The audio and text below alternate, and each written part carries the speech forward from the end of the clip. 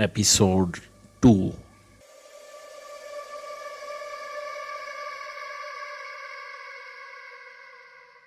नफीसा बेगम सुबह सवेरे ही उठ जाने की आदी थी। वो सुबह उठते ही अपने रोज़मर्रा के कामों में मसरूफ़ हो गई। काम के दौरान इसने कई मरतबा अपनी मुलाजमा ख़ास भाग भरी से रोशन राय के बारे में मालूम किया। वो हर बार यही खबर लाई, मालिक अभी नहीं उठे। जब नाश्ते का वक्त भी गुजर गया और दोपहर के खाने का वक्त सर पर आ पहुंचा, तो नफीसा बेगम ने एक मरतबा फिर भाग भरी को रोशन राय के बारे में मालूम करने भेजा। वो फिर वही खबर लाई, बीबी मालिक अभी नहीं उठे। वो कहकर सोए हैं कि जब तक वो खुद दरवाज़ा ना खोले दस्तक ना दी जाए। नफीसा बेगम सोच में पड़ गई। वैसे तो ये कोई नई बात ना थी। रोशन राय अक्सर देर तक सोता रहता था, लेकिन 12 साढ़े 12 बजे तक ज़रूर उठ जाता था। अब तो 2 बज रहे थे, इतनी देर तक वो कभी भी ना सोया था। नफीसा फ़िक्रमंद थी। वो फ़िक्रमंद ज़रूर थी, लेकिन उसमें इतनी हिम्मत ना थी कि वो किसी मुलाजिम से इसके बेडरूम के दरवाजे पर दस्तक दिलवा दे। वो अपनी परेशानी दूर करने के लिए भाग भरी से इधर उधर की बातें करने लग गई। अभी वो बातें कर ही रही थी कि एक मुलाजमा दौड़ती हुई कमरे में दाखिल हुई। नफीसा बेगम ने इसके चेहरे पर नज़र डाली। उसके चेहरे पर खुशी थी। वो कोई खुशखबरी लाई थी। नफीसा बेगम ने सुकून का सांस लिया और फिर बोली, क्या हुआ? मालकन, छोटे मालिक आए हैं। अच्छा। उसके चेहरे पर फूलों की बारिश होने लगी। वो जल्दी से खड़ी हो गई। भाग भरी ने फ़ौरन इसके पैरों में जूतियां पहनाई। फिर कुछ सोचकर एकदम नफीसा का चेहरा उदास हो गया। वो धीरे धीरे आगे बढ़ी। अभी वो दरवाजे की तरफ बढ़ी ही थी कि कमाल राय की आवाज़ सुनाई दी, मेरी माँ, तुम कहाँ हो? मैं यहाँ हूँ बेटे, मेरे कमाल, उसने अंदर से आवाज़ दी। कमरे में दाखिल होते ही वो बेख्तियार अपनी माँ से लिपट गया। माँ, तुम कैसी हो? नफीसा बेगम कुछ न बोली। उसने बोलने की कोशिश की तो उसका गला रुंध गया, जिस्म पर लर्जा तारी हो गया। अपनी माँ को लरजते देखकर कमाल राय ने इसे खुद से जुदा किया और ज़रा पीछे होकर नफीसा बेगम का चेहरा देखा। अपनी माँ को लरजते देखकर कमाल राय ने उसे खुद से जुदा किया और ज़रा पीछे होकर नफीसा बेगम का चेहरा देखा। उसका चेहरा धुआं धुआं हो रहा था। यूं महसूस हो रहा था जैसे वो अपने जज्बात पर कंट्रोल करने की कोशिश कर रही हो, लेकिन जज्बात बेकाबू होते जा रहे हों। माँ, क्या हुआ? खैरियत तो है? कमाल राय ने उसकी आंखों में देखते हुए पूछा। कुछ नहीं बेटा, सब खैरियत है। उन्होंने कमाल को अपने करीब कर लिया। वो उससे अपनी आंखें छुपाना चाहती थी। उनकी आंखों में नीर भरने लगा था। अम्मा, अब्बा तो ठीक है ना? हाँ बेटा, वो बिल्कुल ठीक है। फिर क्या गड़बड़ है? माँ, कुछ हुआ ज़रूर है। कमाल ने उसे दोबारा अपने आप से अलग करके फ़िक्रमंद लहजे में पूछा। कुछ नहीं हुआ कमाल, आ तू बैठ, कई घंटे सफ़र करके आया है। नफीसा बेगम ने उसे अपने बेड पर प्यार से बिठाया और फिर इसके करीब बैठकर मोहब्बत से पूछा, तुझे भूख लगी होगी, खाना लगवाऊं? हाँ माँ, भूख तो लगी है, लेकिन ज़रा मैं नहा लूँ फिर खाऊंगा। भाग भरी, जा साहब के कपड़े निकाल और ज़रा वाशरूम भी देख लेना। देख ज़रा सा भी गंदा ना हो, नफीसा बेगम ने तंबीह की। बीबी, आप फिक्र न करें, मैं देख लेती हूँ, ये कहकर भाग भरी कमरे से निकल गई। हाँ अम्मा, एक बात तो बताएं, मारवी का क्या हाल है? मैं उधर नहीं गया, सीधा आपकी तरफ आया हूँ। पहले माँ, फिर बीवी। ये बात सुननी थी कि नफीसा बेगम के मुंह से एकदम सिसकारी निकल गई। लाख जब्त किया, लेकिन जब्त का बंध टूट गया। वो बेख्तियार सिसक उठी। माँ, तुम मुझसे क्या छुपा रही हो? बोलो ना, मारवी तो ठीक है? नहीं कमाल, वो ठीक नहीं है। वो एक बच्ची को जन्म देकर चल बसी। नफीसा बेगम ने दिल पर पत्थर रखकर खबर सुनाई। ओह, मेरी मारवी चल बसी? कमाल राय के चेहरे पर जर्दी फैल गई। और मेरी बच्ची? वो भी ना रही। नफीसा बेगम ने दूसरी खबर सुनाई। उसे क्या हुआ? मारवी की मौत के बाद वो घंटा भर भी जिंदा ना रही, वो भी चल बसी। माँ, इतना बड़ा सान्या गुजर गया और आपने मुझे इत्तला भी ना दी। कमाल राय ने एहतजाज किया। बेटा, मैंने चाहा था कि तुम्हें इत्तला दे दूं, लेकिन तुम्हारे बाप ने मुझे रोक दिया, नफीसा बेगम ने बताया। क्यों? कमाल राय की आंखें फैल गईं। मैं नहीं जानती, शायद उसमें तुम्हारी कोई बेहतरी होगी। बेटे, तू गम ना कर, सब्र से काम ले, तू मेरा बेटा है। वो उसे तो सब्र की तलकीन कर रही थी, لیکن خود اس کا حال یہ تھا کہ آنکھوں سے موٹے موٹے آنسو بہے چلے آتے تھے۔ ماں میری بیوی مر گئی، میری بچی مر گئی، اور تو کہتی ہے صبر کر؟ میں کیسے صبر کروں؟ وہ بڑے دکھ سے بولا۔ ارے چھوڑ، لڑکی ہی تو تھی، لڑکی کا کیا غم، چل بسی تو اچھا ہوا۔ تجھے اپنی جاگیر کے لیے وارث چاہیے، اور رہی ماروی کی بات تو وہ کون سا ہمارے خاندان سے تھی؟ خاندان میں کئی لڑکیاں تیرے نام کی بیٹھی ہیں، جس پر انگلی رکھے گا اسے لے آؤں گی۔ نفیسہ بیگم نے اپنے آنسو پوچھتے ہوئے اسے تسلی دی۔ ماں یہ تم کہہ رہی ہو؟ تم پر کب سے بابا کا سایہ پڑ گیا؟ کمال رائے حیرت اور دکھ کے ملے جلے لہجے میں بولا۔ دیکھ بیٹا بات، نفیسہ بیگم کی بات پوری نہ ہونے پائی تھی کہ بھاگ پری کمرے میں داخل ہوئی۔ بی بی مالک ادھر آ رہی ہیں، یہ اطلاع دے کر بھاگ پری الٹے قدموں واپس چلی گئی۔ اوہو میرا بیٹا آیا ہے۔ بھاگ پری کے نکلتے ہی روشن رائے کمرے میں داخل ہوا۔ اس نے آگے بڑھ کر کمال رائے کو گلے سے لگایا۔ کمال رائے خاموشی سے اس کے گلے لگ گیا۔ پھر روشن نے اس کے دونوں کندھوں پر ہاتھ رکھ کر بڑی محبت سے دبایا اور بولا، میرا بہادر بیٹا۔ کمال رائے نے خالی خالی نظروں سے اپنے باپ کی طرف دیکھا اور بغیر کچھ بولے کمرے سے نکل گیا۔ روشن رائے اسے ہکا بکا دیکھتا رہ گیا۔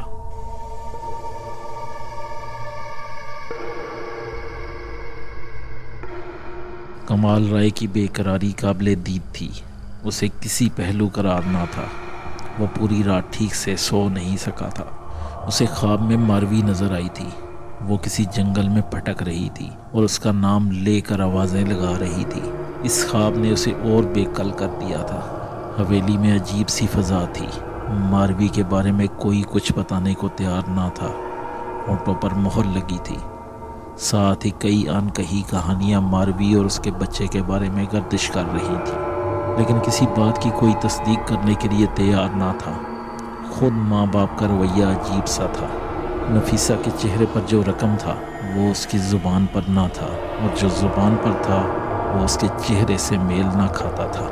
ماروی اور اس کی بچی کے پیچھے کوئی اسرار ضرور تھا، لیکن وہ کیا اسرار تھا، اس کا سرا کمال رائے کے ہاتھ میں نہیں آ رہا تھا۔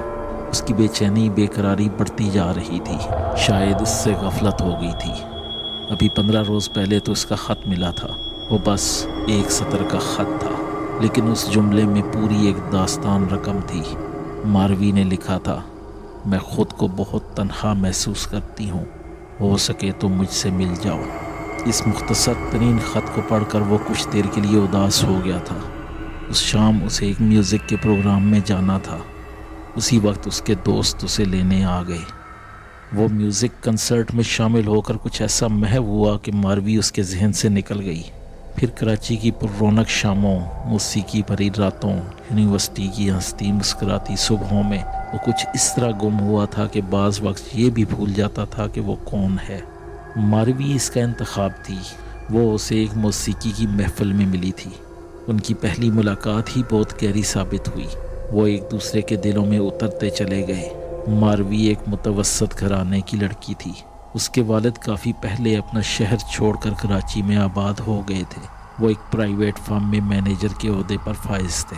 ماروی چند ملاقاتوں میں کسی اسٹیکر کی طرح اس کے دل پر چسپاں ہو گئی۔ کمال رائے نے شادی کی پیشکش کی۔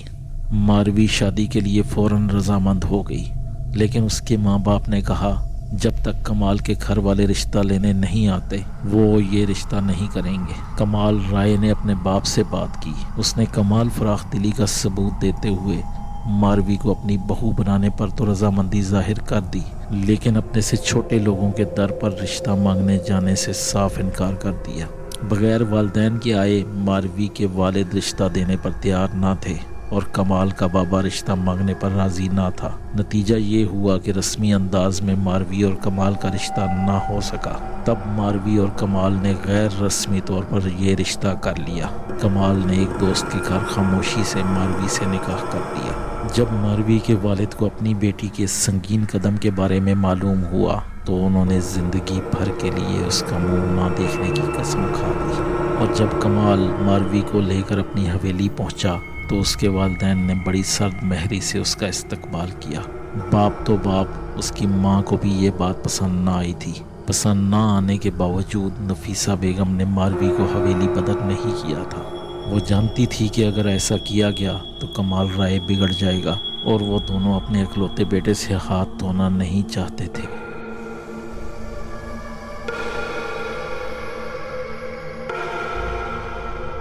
ماروی حسین تو تھی ہی، خوبصورت ہونے کے ساتھ ساتھ ذہین بھی تھی۔ اس نے بہت جلد نفیسہ بیگم کو اپنی طرف مائل کر لیا۔ ساس بہو کے تعلقات میں جو سرد مہری تھی وہ دھیرے دھیرے کم ہوتی گئی۔ ماروی نے اپنی ذہانت اور اپنے حسن سلوک سے نفیسہ بیگم کے دل میں گھر کرنا شروع کر دیا۔ ادھر وہ ساس کے دل میں گھر کرتی جا رہی تھی تو کمال کے دل سے نکلتی جا رہی تھی۔ وہ اسے بھولتا جا رہا تھا۔ کمال رائے ایم اے کر رہا تھا۔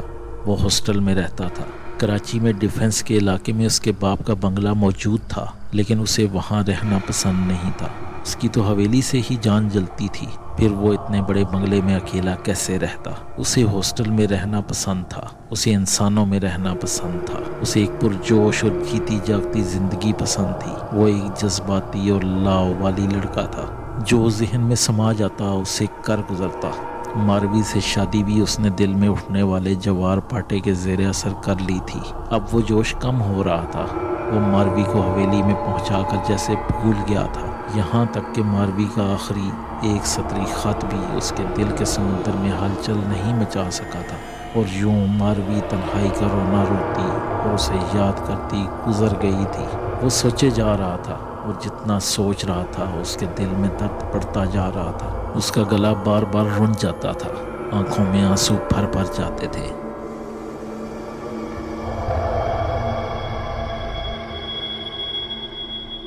وہ گاڑی لے کر قبرستان کی طرف چل دیا۔ ابھی وہ آدھے راستے میں تھا کہ اچانک اسے بریک لگانا پڑی۔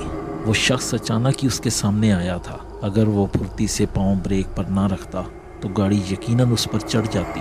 وہ کوئی فقیر تھا۔ اس کے سر کے بال لمبے اور الجھے ہوئے تھے، مونچھ اور داڑھی کے بال بھی بے تحاشا بڑے ہوئے تھے۔ اس کا جسم ایک سفید چادر میں لپٹا ہوا تھا۔ وہ سانولے رنگ اور اونچے قد کا آدمی تھا۔ اس کی سیاہ آنکھوں میں خاص طرح کی چمک تھی۔ ایک فقیر کی یہ جرت دیکھ کر اسے سخت غصہ آیا۔ اس علاقے کا کون سا ایسا شخص تھا جو کمال رائے سے واقف نہ تھا؟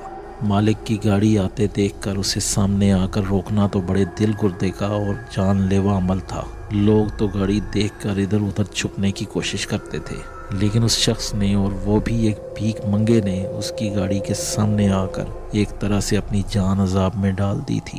کمال رائے ویسے ہی اپنے آپ میں نہ تھا۔ وہ اسے دیکھ کر غصے سے چیخ اٹھا۔ کیا ہے؟ اس فقیر پر، اس اول جلول شخص پر کمال رائے کے غصے کا کوئی اثر نہ ہوا۔ وہ گاڑی کے سامنے سے ہٹ کر کمال رائے کے نزدیک آ گیا اور اپنی چمکیلی نگاہیں اس کی پیشانی میں گاڑتے ہوئے بڑے اطمینان سے بولا، مورخ، قبرستان میں کیا رکھا ہے؟ وہاں کیا جاتا ہے؟ ارے جانا ہے تو صحرا میں جا، خالی قبروں میں تجھے کیا ملے گا؟ اتنا کہہ کر وہ شخص رکا نہیں۔ وہ گھوم کر گاڑی کے پیچھے آیا اور پھر سڑک سے اتر کر درختوں کے جھنڈ میں چلا گیا۔ کمال رائے اس کی بات سن کر ایک دم چونکا اور فوراً گاڑی سے اتر آیا تاکہ اس اجنبی شخص سے سوال جواب کر سکے، اس سے پوچھ سکے اس کی کیا مراد تھی۔ گاڑی سے اتر کر ایک نگاہ ماری تو وہ سڑک سے اتر کر درختوں کے جھنڈ میں جا رہا تھا۔ ٹھہرو، سنو، وہ اسے پکارتا ہوا اس کے پیچھے لپکا، لیکن جب کمال درختوں کے جھنڈ میں داخل ہوا وہ پراسرار شخص اسے کہیں نظر نہ آیا۔ اتنی دیر میں وہ جانے کہاں چھپ گیا تھا، غائب ہو چکا تھا۔ وہ مایوس ہو کر گاڑی کی طرف واپس آیا اور گاڑی سٹارٹ کر کے قبرستان کی طرف چل دیا۔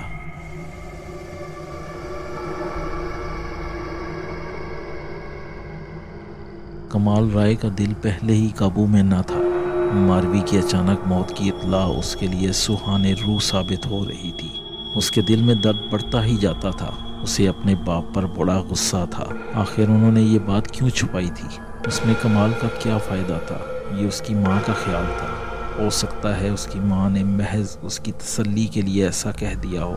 وہ ماروی کی قبر پر جا کر رونا چاہتا تھا تاکہ اس کے بے قرار دل کو قرار ملے۔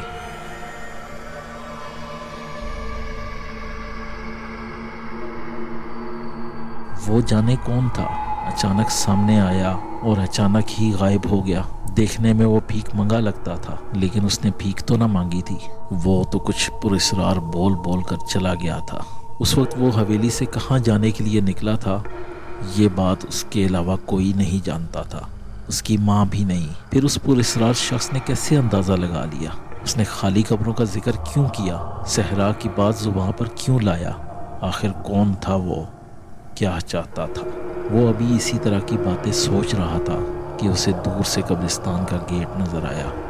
گیٹ بند تھا۔ اس نے گیٹ بند دیکھتے ہی گاڑی کا ہارن بجانا شروع کر دیا اور گاڑی کی رفتار بھی کم کر لی۔ قبرستان کا گورکن خیرو، جو اس وقت ایک قبر کے گرد لگے پودوں میں پانی دے رہا تھا، گاڑی کا ہارن سن کر چونکا۔ وہ یہ بات اچھی طرح جانتا تھا کہ ادھر آنے والی گاڑی مالک کی ہی ہو سکتی ہے۔ یہ سوچ کر وہ فوراً گیٹ کی طرف بھاگا اور جلدی سے گیٹ کے دونوں پٹ کھول دیے۔ کمال رائے کو گیٹ کھلنے کا انتظار نہیں کرنا پڑا، وہ گاڑی کو قبرستان میں لیتا چلا گیا۔ پھر جب وہ گاڑی بند کر کے اترا تو خیرو ہاتھ باندھے اس کے سامنے کھڑا تھا۔ کمال رائے کو دیکھ کر اس کی سٹی گم ہو گئی تھی، اس پر اندر ہی اندر لرزہ طاری ہو گیا تھا۔ کمال رائے نے ایک نظر ہاتھ باندھے کھڑے خیرو کی طرف دیکھا اور بہت نرم لہجے میں بولا، خیرو، مالکن کہاں ہے؟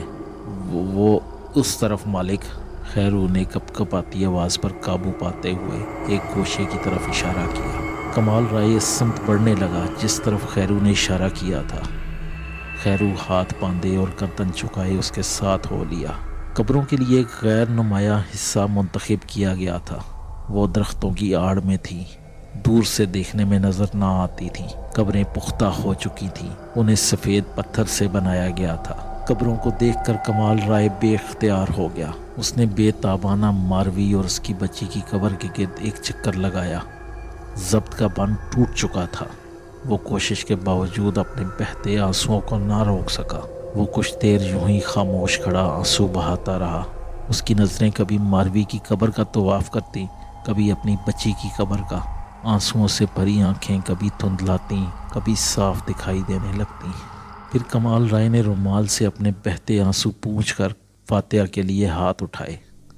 ابھی اس نے فاتحہ پڑھنا شروع ہی کی تھی کہ اچانک اس کی سماعت سے اس پراسرار شخص کی آواز ٹکرانے لگی۔ اس کے کہے ہوئے جملے بار بار سنائی دینے لگے۔ اسے فاتحہ پڑھنی مشکل ہو گئی۔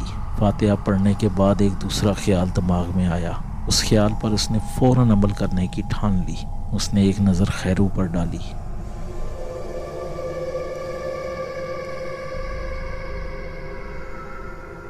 وہ ہاتھ باندھے اور سر جھکائے اس کے پیچھے کھڑا تھا۔ کمال رائے کو ہٹتا دیکھ کر وہ فوراً ایک طرف ہو گیا۔ کمال رائے اس کے نزدیک سے گزرتا ہوا بولا، آؤ خیرو۔ جی مالک۔ وہ بہت سعادت مندی سے اس کے پیچھے ہو گیا۔ راستے میں کمال رائے نے اس سے کوئی بات نہ کی۔ وہ اطمینان سے گاڑی میں آ کر بیٹھا، گاڑی سٹارٹ کی اور سامنے کھڑے خیرو کو اپنے نزدیک آنے کا اشارہ کیا۔ وہ بھاگ کر کھڑکی کے سامنے آ گیا۔ جی مالک، حکم، آؤ گاڑی میں بیٹھو۔ کمال رائے نے نرم لہجے میں کہا، جی مالک۔ یہ کہہ کر خیرو اپنی جگہ سے ٹس سے مس نہ ہوا۔ وہ جیسے پتھر کا ہو گیا۔ اس کا پتھر ہو جانا بجا تھا۔ اس زمین پر آج تک کسی زمینوں کے مالک نے اپنے ملازم اور وہ بھی گورکن کو اپنی گاڑی میں بیٹھنے کی پیشکش نہ کی تھی۔ یہ تو وہ لوگ تھے جو اللہ کی بنائی ہوئی زمینوں کے خود مالک بن بیٹھے تھے۔ ان فرعونوں سے کوئی ملازم کیسے توقع کر سکتا تھا؟ وہ یہ توقع کر سکتا تھا کہ مالک اسے گاڑی کے نیچے کچل کر گزر سکتا ہے، لیکن اسے یہ توقع ہرگز نہ ہو سکتی تھی کہ کوئی مالک اسے اپنی گاڑی میں ساتھ بیٹھنے کی پیشکش کرے۔ خیرو آؤ، میرے پاس وقت کم ہے، کمال رائے بہت گمبھیر لہجے میں بولا۔ اچھا مالک۔ وہ ڈرتے ڈرتے پچھلا دروازہ کھول کر بیٹھنے لگا۔ نہیں خیرو، ادھر آؤ۔ کمال رائے نے اسے اپنے ساتھ بیٹھنے کا اشارہ کیا۔ اب خیرو کے لیے کوئی جائے مفر نہ تھی۔ اب اسے یہ بھی شبہ نہ رہا تھا کہ اس نے غلط سنا ہے۔ مالک اسے اپنے برابر بیٹھنے کے لیے کہہ رہا تھا۔ اس کا حکم نہ ماننا بھی خود کو عذاب میں مبتلا کرنے کے مترادف تھا۔ خیرو کا گھر بھی قبرستان میں تھا۔ وہ اپنی بیوی بچوں کے ساتھ رہتا تھا۔ اس نے اپنے کچے مکان پر دور ہی سے نظر ماری۔ وہ کچا گھر دیکھتے ہی دیکھتے دھندلا گیا۔ جانے کیا سوچ کر خیرو کی آنکھوں میں آنسو امڈ آئے تھے۔ اس نے گاڑی میں بیٹھتے ہوئے اپنے کندھے پر پڑے ہوئے انگوچھے سے تیزی سے آنسو پونچھے اور پھر سکڑ سمٹ کر گاڑی میں بیٹھ گیا۔ گاڑی ایک جھٹکے سے آگے بڑھ گئی۔ کمال رائے نے قبرستان سے نکل کر حویلی کی طرف جانے کی بجائے جنگل کا راستہ اختیار کیا۔ خیرو کے ہونٹ سختی سے پھنچے تھے۔ اور اس کے دل پر سناٹا طاری تھا۔ وہ آنے والے وقت کا سوچ کر ہول رہا تھا۔ گاڑی جب جنگل میں داخل ہوئی تو خیرو کو یقین ہو گیا کہ اب اس کا آخری وقت آ پہنچا ہے۔ اس نے کانپتے ہوئے لہجے میں پوچھا، مالک مجھ سے کوئی غلطی ہو گئی؟ نہیں خیرو، آؤ ذرا جنگل کی سیر کریں، یہ کہہ کر وہ گاڑی سے اتر آیا۔ جی مالک، وہ ڈرتا ڈرتا گاڑی سے اتر آیا۔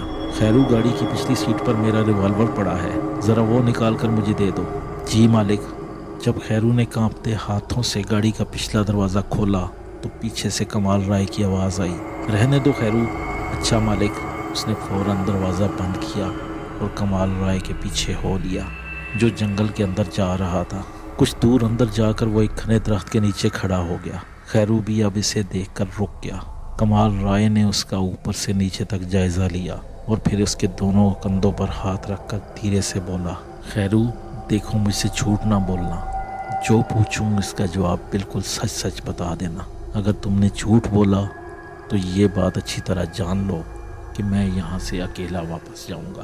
میرے اکیلے جانے کا مطلب تم اچھی طرح سمجھ گئے ہوگے۔ اگر تم نے سچ سچ کہہ دیا تو میری تمہاری اس ملاقات کا کسی کو کچھ نہ معلوم ہوگا، یہاں تک کہ تیرے مالک کو بھی نہیں۔ یہ میرا تم سے وعدہ ہے۔ جی مالک، پوچھیں، آپ جو پوچھیں گے میں اس کا جواب بالکل سچ سچ دوں گا، اس نے کانپتے ہوئے کہا۔ شاباش، کمال رائے نے خوش ہو کر کہا۔ خیرو، کیا یہ دونوں قبریں تم نے کھودی تھیں؟ نہیں مالک، اس نے جواب دیا۔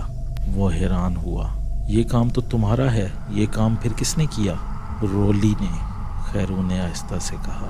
قبروں میں جنازے کس نے اتارے؟ کمال رائے عجیب سوال کر رہا تھا۔ مجھے نہیں معلوم، خیرو نے اس عجیب سوال کا جواب سکون سے دیا۔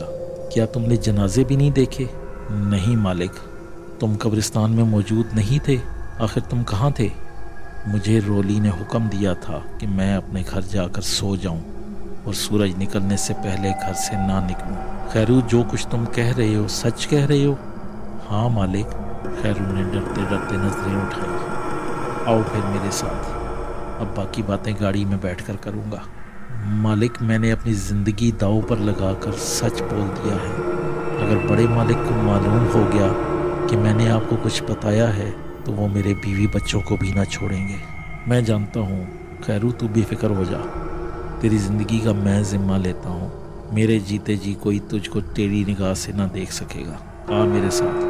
یہ کہہ کر وہ تیز تیز چلتا ہوا گاڑی کی طرف بڑھا اور گاڑی سٹارٹ کر کے اس نے خیرو کو گاڑی میں آنے کا اشارہ کیا۔ مالک، آپ اجازت دیں تو میں پیچھے بیٹھ جاؤں؟ خیرو نے التجا کی۔ اچھا خیرو، چل پیچھے بیٹھ جا۔ خیرو جلدی سے گاڑی کا پچھلا دروازہ کھول کر بیٹھ گیا۔ مالک، آپ کا ریوالور اگلی سیٹ پر رکھ دوں؟ خیرو نے پوچھا۔ نہیں خیرو، اسے وہیں پڑا رہنے دو، کمال رائے نے لاپرواہی سے کہا اور جنگل سے نکلتے ہی گاڑی کی سپیڈ بڑھا دی۔